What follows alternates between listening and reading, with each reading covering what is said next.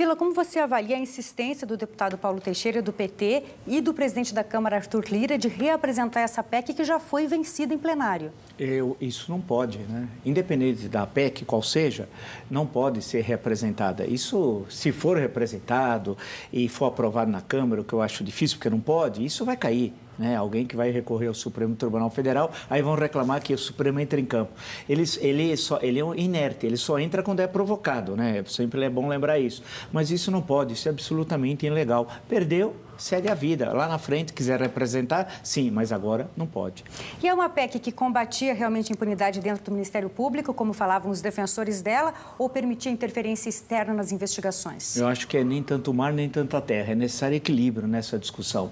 Porque, de um lado, há exemplos que não são dos mais recomendáveis do Ministério Público e, de outro, havia sinais claramente de controle do Legislativo do Ministério Público, o que também não é possível aceitar. Por isso que essa é uma discussão séria e causou muita estranheza a rapidez que o presidente da Câmara dos Deputados, Arthur Lira, quis discutir uma emenda constitucional tão séria, tão importante como essa. Aí parecia mais vingança, uma espécie de vingança de parlamentares contra o Ministério Público.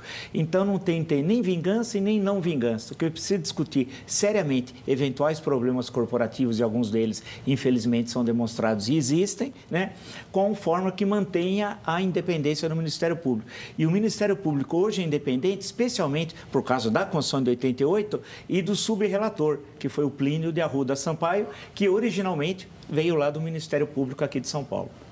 E a PEC dos precatórios, Vila, que tudo indica que será votada, tentativa de ser votada amanhã de novo, será a quarta vez. Ela morreu mesmo ou será que as emendas secretas podem ressuscitá-la? Esse é um problema complicado também, né?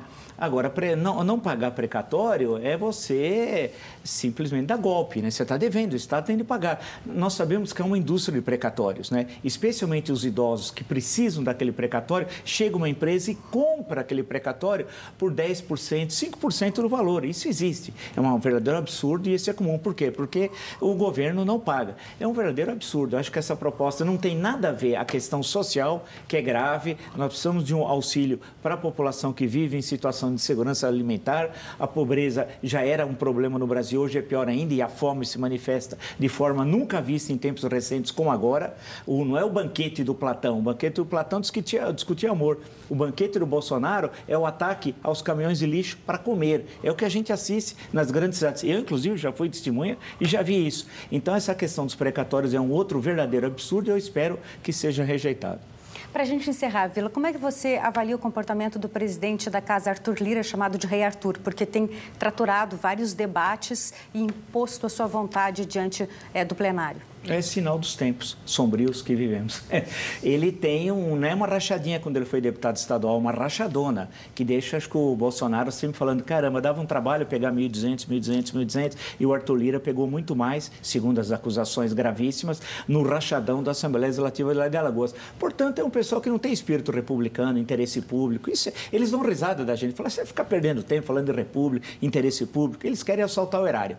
Esse senhor é um representante do que há de pior da política brasileira, daquilo que eu sempre disse, hoje nós não temos homens públicos, hoje nós temos políticos. Homens públicos são aqueles que se dedicam à vida do seu país, e nós tivemos muitos ao longo da República, muitos, em vários estados do Brasil. Hoje a gente tem uma maioria marcada não por homens públicos, são poucos, acho que sobra dedo em uma mão hoje.